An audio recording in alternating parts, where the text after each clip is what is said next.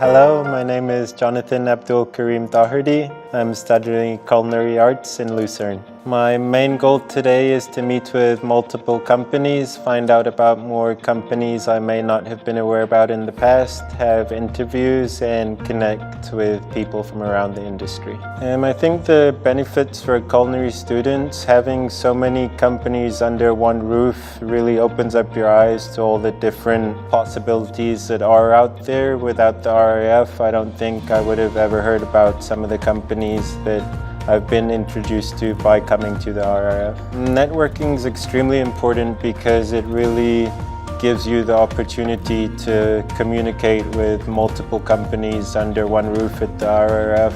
It really teaches you to understand and to build yourself as an individual moving forward in the future, having that balance of understanding that you have multiple opportunities and you aren't stuck in a little shell, and you really grow yourself globally.